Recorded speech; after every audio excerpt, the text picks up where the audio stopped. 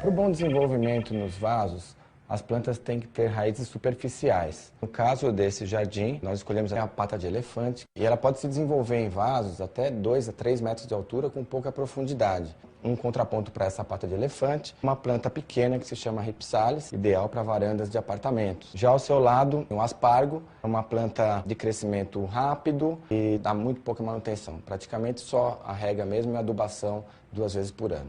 Já nesse caso, eu estou exemplificando com a clusa, que é uma planta que tem a sua beleza tanto pela folhagem e também pela sua rusticidade. É uma planta que se desenvolve bastante, um porte médio, 1,5 m, 1,80 m, naturalmente dentro de um vaso com pouca quantidade de terra. Já aqui, a amaranta é uma planta que vai necessitar um pouco mais de água, tem que ser mantida sem a presença do sol. E ela fica mais ou menos numa altura de 50 centímetros. Essa orquídea terrestre produz flores o ano inteiro. E você pode também ter a praticidade de colher as flores, fazer um enfeite, colocar dentro de casa. O guaimbê é uma planta nativa da nossa Mata Atlântica. Ele tanto vai no sol quanto em ambientes mais desprovidos de luz. Ele se adaptou bem aqui para o nosso ambiente, que é uma varanda. De uma forma geral, as plantas que vão em lugares fechados sempre têm que ficar próximos a ambientes muito iluminados.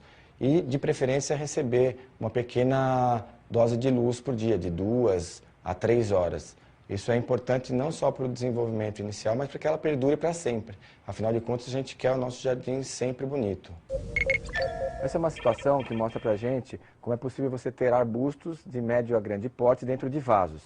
É imprescindível também a gente não esquecer do material que compõe a terra. Então, uma terra bem adubada, com composto orgânico, a rega também é um outro fator que a gente também não pode deixar. Então, 2 vezes por semana a 3 é o suficiente para que essas plantas se desenvolvam e perdurem aí por um bom tempo. Para o bom desenvolvimento de qualquer tipo de vegetação, é necessário que a gente não esqueça de alguns itens que estão dentro dos vasos, como por exemplo uma boa drenagem. Normalmente colocamos uma camada de argila expandida, que corresponde a mais ou menos uns 20% do volume do vaso, que vai fazer com que as raízes não apodreçam e as plantas possam se desenvolver bem. Essa solução foi feita em estrutura metálica, mas também pode ser feita em alumínio.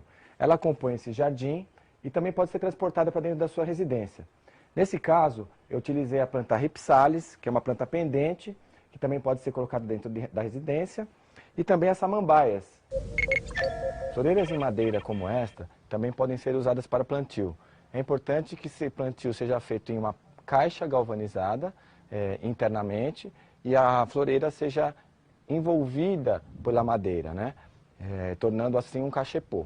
O tipo de madeira que eu indico para o uso desses cachepôs é o ipê, a itaúba ou o cumaru. São madeiras extremamente resistentes.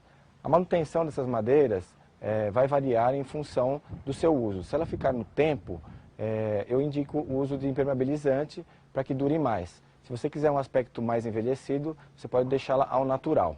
Essa caixa foi colocada nesse ambiente com a função de servir como um biombo vivo. Nesse caso, foi usada a espécie murta, que se desenvolve muito bem na profundidade de 40 centímetros de altura. Cada tipo de espécie requer uma profundidade diferente. Você pode fazer o plantio em vasos plásticos e encaixar nessa superfície treliçada em ferro e também transportá-los para dentro e fora de casa com facilidade. Uma dica para você que quer ter um jardim vertical em casa é observar as condições de luz e temperatura que são necessárias para as plantas sobreviverem. Neste caso, eu utilizei algumas espécies que são muito resistentes, como o aspargo, o guaimbê, o gerânio e a íris. A rega nesse tipo de sistema é fundamental, pois as plantas têm muito pouco espaço para sobreviver. Eu indico que sejam regadas de 1 a 2 vezes por dia. Ela pode ser feita de maneira manual ou automática.